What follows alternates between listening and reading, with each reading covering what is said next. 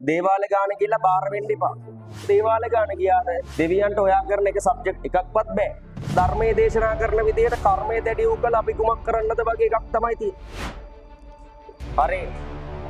අදක මේස්ත්‍රීන් තියලා කොන්ද කෙලින් තියාගෙන කෙලින් බලාගෙන වාඩි වෙන්න. වෙන වැඩ කරන එක නවත්තන්න.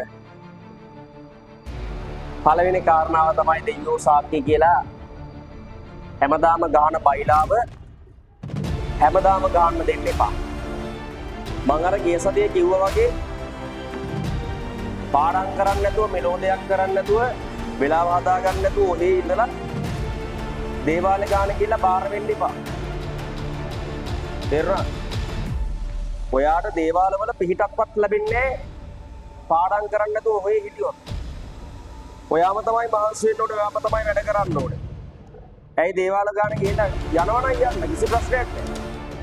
මානසික සුවයක් පතාගෙන යන්න ගිහිල්ලා පොලයක් ගන්න පූජාවක් තියන්න. හැබැයි තේරුම් ගන්න ඕන එක දෙයක් කියලා. මොකක්ද? පාඩම් කරන්න නැතුව මෙලෝඩයක් කරන්න නැතුව දේවාල ගාන ගියාට දෙවියන්ට ඔයා කරන එක සබ්ජෙක්ට් එකක්වත් බෑ. ඒ නිසා Taman තනියෙන් මහන්සි වෙන තරමට පුතේ Tamanට ප්‍රතිඵලය ලැබෙනවා වැඩි. ඒක තේරුම් නොගන්න තාක් තමයි ඔයාට මේ කෙලවෙන්නේ. ඔයාම තමයි ඔයාට ඔය කෙලවීමේ පාර කපාගෙන තියෙන්නේ. කොච්චර කිව්වත් හැදෙන්නේ නැත්නම් අර ධර්මයේ දේශනා කරන විදිහට කර්මයේ දැඩි වූ කල අපි කුමක් කරන්නද වගේ එකක් තමයි තියෙන්නේ.